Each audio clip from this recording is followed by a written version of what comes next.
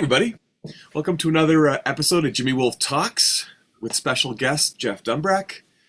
Today we're going to do, a progressive pop 1977 album battle.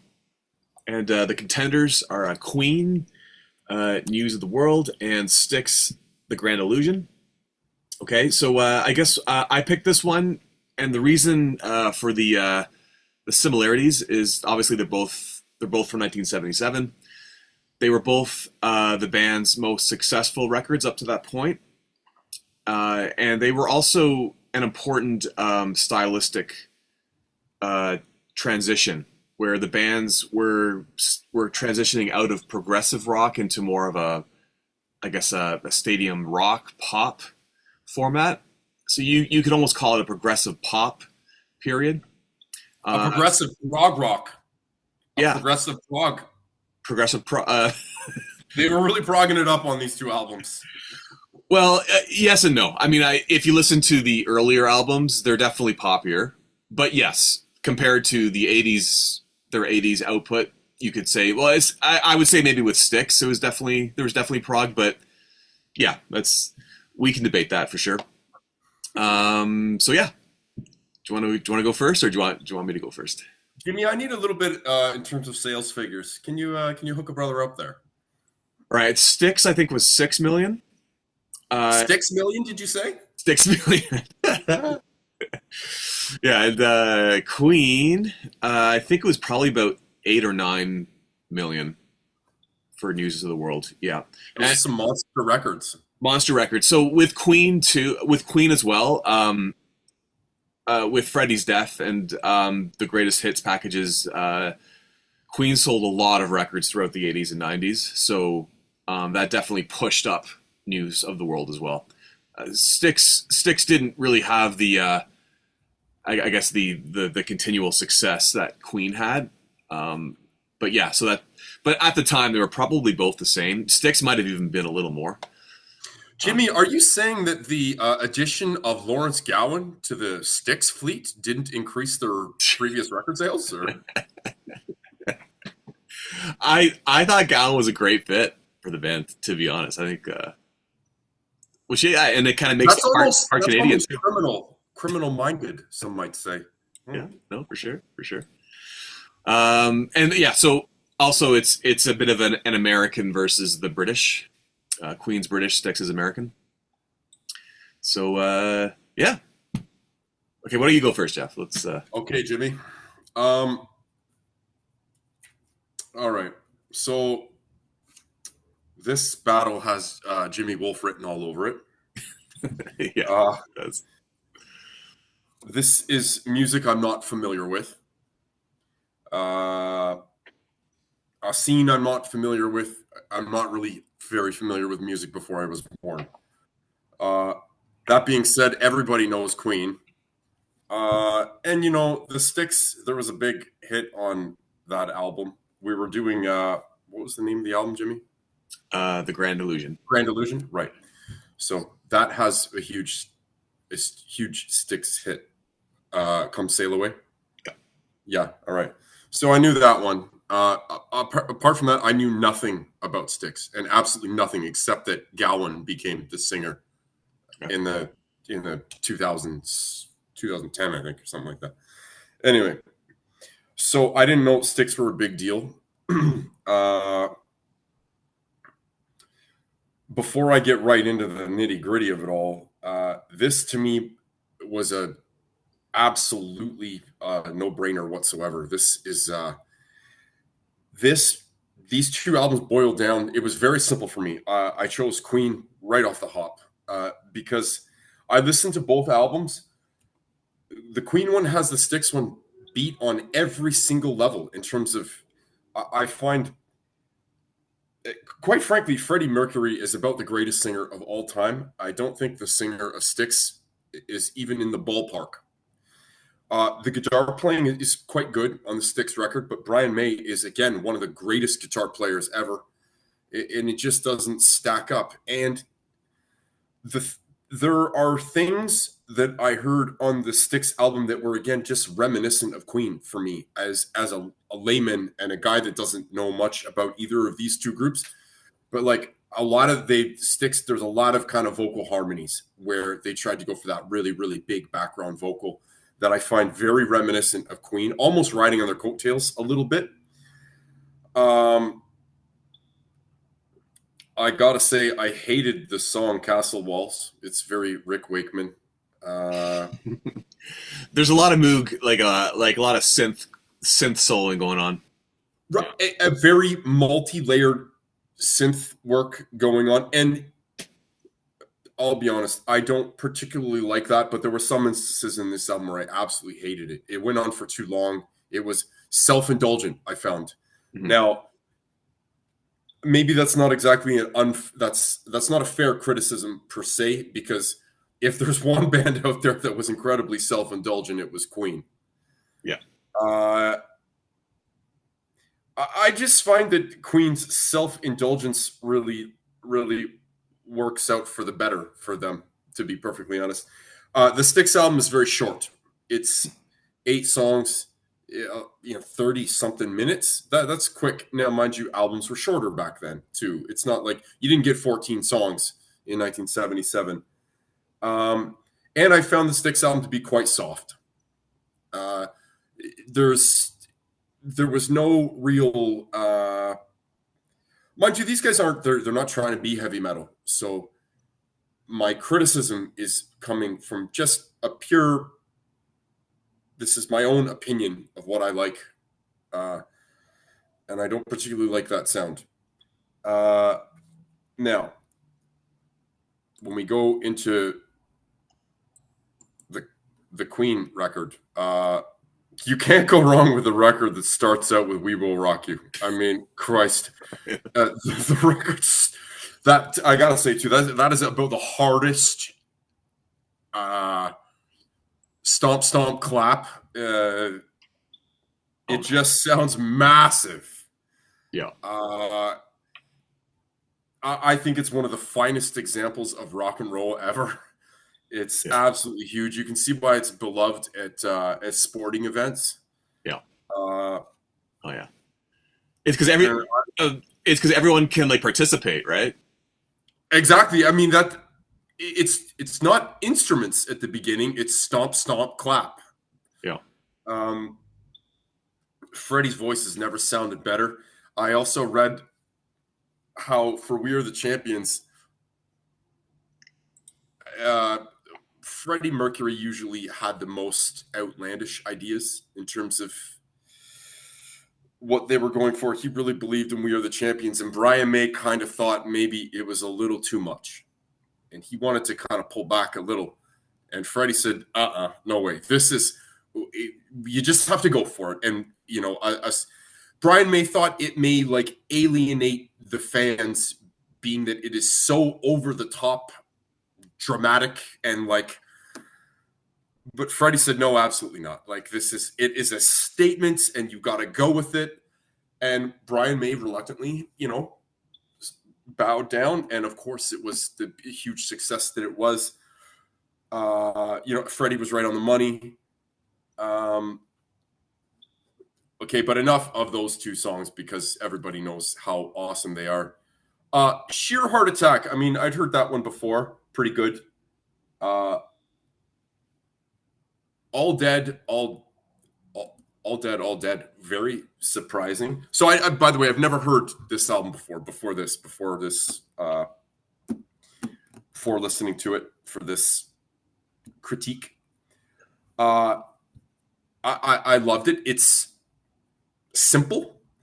And I also love the fact that as big and huge as Queen can be, they can also strip it down and let Freddie do all the work, let his beautiful vocal. And the other thing is the guy never, ever had a bad vocal. Now, I bet you they probably spent ridiculous amounts of time getting these great vocals. I mean, I don't know how many takes they had to do. Freddie was a great vocalist, but in order to get everything as perfect as it did, I can remember I've heard that Queen once spent an entire week in the studio trying to trying to get a guitar tone just to get that one tone for that one track. I don't know which track it was. But anyway, regardless of how much work went into the vocal, I guess the ends justify by the means, because as long as you come up with that great vocal, it really doesn't matter how many takes it takes. Anyway, All Dead, fantastic. Good. Get Down, Make Love. Actually, I knew this song because Nine Inch Nails did a cover of it. I absolutely love the Nine Inch Nails cover. And I had never heard the original before this. But again, love it. Who Needs You? Absolutely love the guitar on this. I had to write a few notes for this. I'm just referencing them. Absolutely love the guitar. It's late, again, towards the end of the album. How much I really like that one too. Melancholy Blues, another great vocal. My only critique with that was that it's a bit of a downer towards the end of the album. The album starts off with like cannons erupting almost with We Will Rock You, and then I just thought maybe they could have changed the track listing a little bit different and put that one somewhere else in the. I don't dislike it as a song. I don't really liked it as the closer for the album. But also it's 11 songs long compared to 8. So hands down, like there's not even any. It's no debate. It's longer. It's better. I liked all the vocals and the guitars better. And even though like I'm sure the difference is. I really get the feeling that Styx are trying to. They're playing to you in order to their main emphasis to me was they're trying to be great musicians. They want to show you how great they are on their instruments, which is all fine and dandy.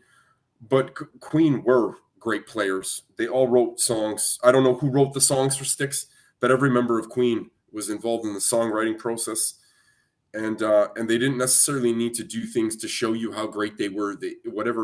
It seems to me like whatever fits the song better is what they went with, which would be more my approach, less prog rocky, really, because I think the term progress, in terms of prog rock in that genre, the impetus is to show how great a musician you are and to push the boundaries and to push rock and roll forward.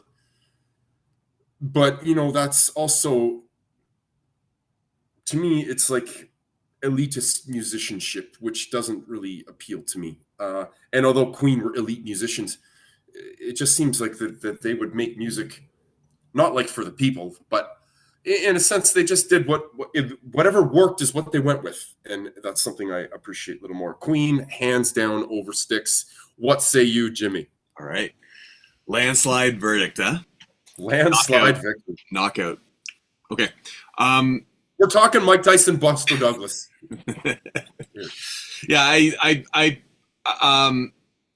with the Queen album, I agree with you. The Styx album, however, I do love Styx. So I like them both quite a lot. I do have a favorite though. So let me just kind of go over what you haven't gone over yet. So for me, the main difference between both records is that I feel that the Styx album sounds more like a complete record. I feel like the songs sound very similar to each other. And with the Queen album, I feel like it's just it's a collection of incredible songs, but I don't feel a relation between them. That was always my problem with News of the World. I always felt like it just felt like a collection of singles. Whereas with Styx, I feel like this is a statement. This is what they're saying. It's a body of work. And you can kind of tell that too with the last song on the Styx record. It was the grand finale, right? So you got the Grand Illusion at the top and then the grand finale, which is a very prog rock thing to do, right? Like prog rock guys are very album centered. They want to have a work.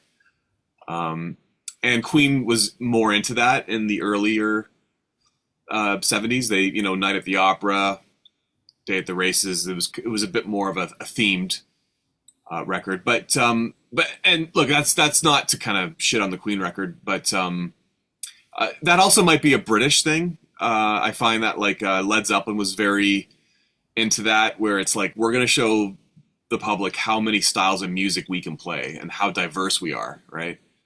And I find that Queen Led falls into Zeppelin that. didn't have any singles. Did I don't think they did release singles. No, they only released albums, if I'm not mistaken. No, isn't Led Zeppelin. yeah? I'm pretty. That was something Uh, that they specifically believed in. Is that we don't want to make singles. We release bodies of music, and you need to appreciate like the whole package. sure, yeah. I mean, Led Zeppelin was very album centric for sure. But I think the similarity between Led Zeppelin and Queen is that you could put on a Zeppelin record.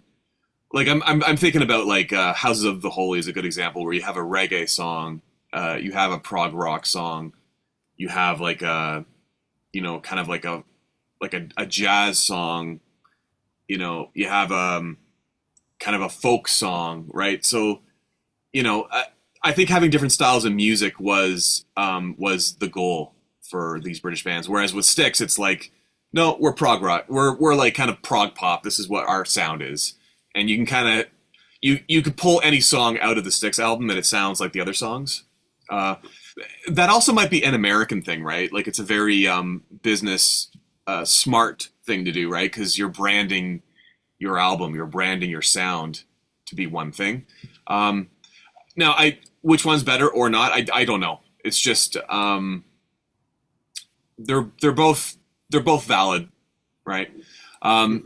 What I forgot to say too at the beginning of this, what's also similar with both these records is that everybody in the band is probably a little bit more so with Queen, but it seems like everyone isn't. A lot of people are involved in the songwriting, so it's not like there's one songwriter. In Styx, there's 3 songwriters, and in Queen, all 4 of them songwrite. So 4 guys in Styx as well. With Styx, there's like there's 5 guys, but 3 of them do the majority of the writing, but it's pretty evenly split. So that kind of gives, and also there's multiple singers too, right? With Really? Queen, all 4 of them sing. Sorry, all 3 of them sing. There's 3 singers in Queen, but there's 3 singers in Styx too. So you get the kind of like the Beatles, you get this diversity of voices. There's I'm not pretty just sure I one noticed singer. one song in the Queen album too that was not sung by Freddie. The lead Yes. vocal was not Freddie's, which Yeah, so all 3 of them sing. Freddie sings the most, but Brian May sings a couple of songs. Roger Taylor, the drummer, sings a couple of songs too. So yeah, that's kind of cool that you got this assortment of singers instead of just the one singer. Now let's just see that. So what's also cool with the Queen album too is yeah, they were definitely going for probably Queen, so a little more than Styx. We're definitely going for like the pop record. They wanted to have hits with this album. So like, there's no songs that are over, well, I guess It's Late is over 6 minutes, but there's no like Bohemian Rhapsodies on this record. They're all pretty short and straight to the point. I agree with you. Like, I think every song is like super, super high level songwriting. Like one of these songs could have been like any other band's greatest song, right? And Queen just has 11 like of them on one record, right? It's pretty astounding. And yeah, this is from Martin Popoff. Like he thinks that Queen had the greatest album run from like their first album up to jazz. Like every record was just amazing. And I agree with him. Like every Queen record, like those first 7 records, I guess. Is this? Hang on, let me just. Yeah, the first 7 records. I mean, I would give them all like 10 out of 10. Wow. Yeah, and well, at least maybe 10. Maybe some of them get like a 9, but they're all like super super high level. Yeah, Styx was definitely getting into their prime here with Grand Illusion. I love this album, and also the next album called Pieces of 8. So Pieces of 8 is probably my favorite Styx album. This would be my second favorite. Queen, however, this isn't my favorite Queen album, but I do think it's just outstanding, and it was their biggest record to date. So yeah, I'm gonna agree with Jeff. I'm gonna go with Queen on this one. I think Queen I think the songwriting is just a hair better. There's more songs, and they're all just And also, just I mean, I have to say, like the drum sound on this record, like it sounds like just a monster truck. Like the drums are huge. I mean, like, well, I mean, even just like the teaser with like "We Will Rock You." I mean, you could argue that that is the greatest drum sample maybe of all time, right? But then, the songs, yeah, just the production on this album is just so good. Um, I would argue too, Jimmy, that there's nobody on earth that doesn't recognize, like, in terms of greatest drum sound. It's up there with the da-boom, ba-doom, ba-doom, ba-doom, da-ba-dish by Phil Collins. It No one on earth, you could go to Africa and people are going to know that drum track from "We Will Rock You." It is, yeah, yeah, it's so culturally in everybody's it's such a part of popular culture now that I mean, "Come Sail Away" was a big song, but it's nothing compared to "We Will Rock You." yeah. Queen definitely gets the advantage of having like just knockout iconic songs. I mean, "We Are the Champions" too. I mean, like how many times has that song been used? I mean, in a situation like yeah, where a team wins something big, or like a movie where somebody's winning or someone's coming together. I mean, come on, it's just so big. Um, and I think what's kind of cool too is like the "Sheer Heart Attack" song. I always get that confused because Queen has an album called "Sheer Heart Attack," but the third song, "Sheer Heart Attack," is Queen's attempt at being punk. I think they might have actually been in the same studio when the Sex Pistols were recording their record, or there was something where they both met. They accidentally met because they were in the same. I think they were in the same studio. Like so, they hated each other. And for I guess for good reason, the Sex Pistols saw Queen as like rock royalty that needed to be torn down, or Yeah, I think Queen would be the epitome of what the Sex Pistols wanted to not be. destroy, Yeah, and the Sex Pistols were the antithesis of what they did for a living. They took themselves seriously. They were serious musicians. They were creating works of art, and the Sex Pistols were just going in and having a laugh and shaking up the establishment. And Queen loved the establishment, right? They loved what they did, and it was almost a slap in the face to Queen that a group like the Sex Pistols could even come out and these guys don't give a shit about what they're doing. They don't care about music. They're not even interested in being musicians. So yeah, I can see why the two of them are. In fact, that would be the two of them are opposites in terms of bands. One more thing too, Jimmy. I actually hate the song "Come Sail Away." So, when I heard that Gowan had become their singer, I couldn't like. I really like Gowan's music. I don't know why he would. I never understood why he would be like, "Wow, I want to join this other band that hasn't had a hit in 30 years." When Gowan's music to me stands very much on its own. I don't know, but he's a good vocalist, and he probably. I mean, maybe it's a question of Styx being his favorite band, and it was like a dream come true. Maybe like how Chester Bennington joined Stone Temple Pilots for, or when a singer leaves or dies or whatever, and is replaced with another singer. It's homage for the new guy to perform the songs that he loves so much. yeah. I guess Styx has a legion of fans too, and they were obviously, if they sold as many records, they sold 6 million records in '77. They have a legion of fans, obviously.